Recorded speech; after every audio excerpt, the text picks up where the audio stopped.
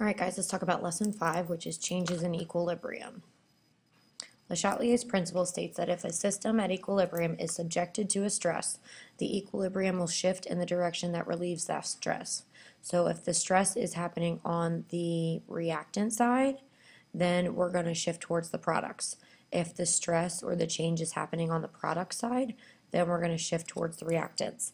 And this is going to cause a change in the concentration of both the reactants and the products until equilibrium is reestablished.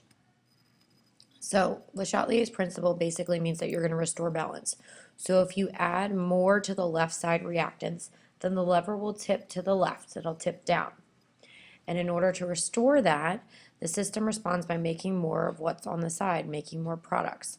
And so the same thing will happen if we made more products, then the lever will tip down, and that means that we would have to go left to make more reactants so that this constantly stays balanced. There are 3 types of stress that a reaction can undergo. You can change concentration, you can change temperature, or you can change pressure. So how do you determine which way the equilibrium will shift? So here's a little trick. I always have tricks. If you're adding something, you're going to go away. If you're taking something away, you're going to go towards. So when you add a stress, the equilibrium is going to shift away from that stress. When you remove or take away a stress, the equilibrium is going to shift back towards to decrease and replace it. So let's look at an example. So we have N2O4. So if we were to increase N2O4, the reaction is going to shift right, making more NO2. If we were to decrease NO2, again, the reaction is going to shift towards NO2 to make up for it. If we decrease N2O4, the reactant is going to shift back. So this is constantly going to shift back and forth until it's at a state of equilibrium. So what if we add concentration? If we change the concentration and we add reactants, we're going to increase the rate of the forward reaction, so that means we're going to shift right. And that means the other reactants are going to decrease and the product concentration is going to increase. What if we remove the reactant?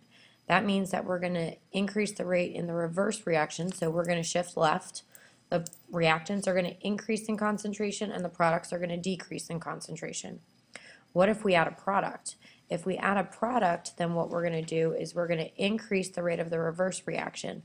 So that means that we are going to shift left. That means the reactants are going to increase and the products are going to decrease.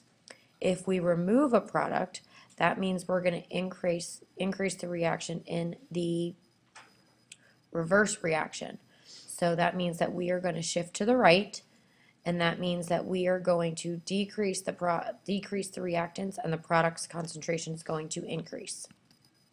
What about if we change temperature? If we increase temperature, we're going to shift away from the heat or the side that has energy on it.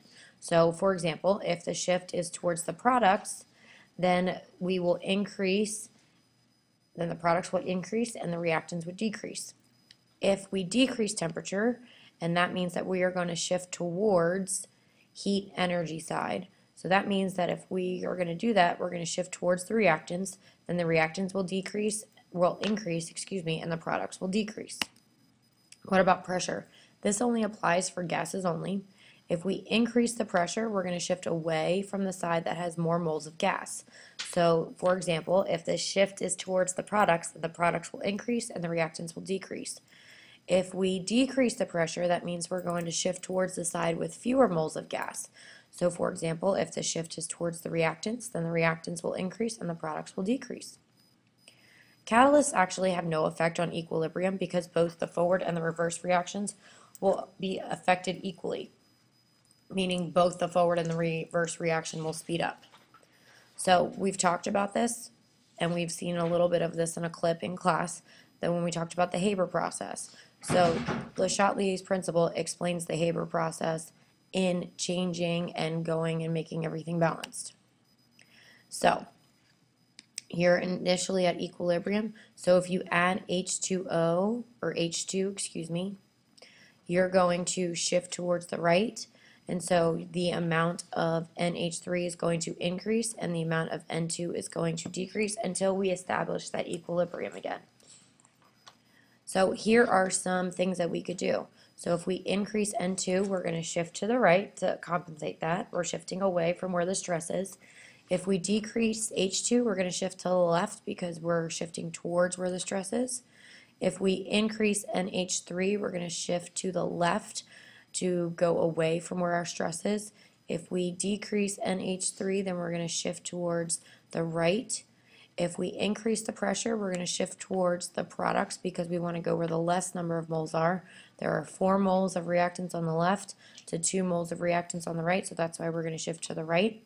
If we decrease the pressure, we're going to shift towards the more moles are, so that's why we're going to shift left because we have 4 moles of gas on the left to 2 moles of gas on the right.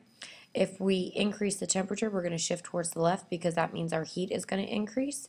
And if we decrease our temperature, that means we're going to shift to the right because we need to increase our heat.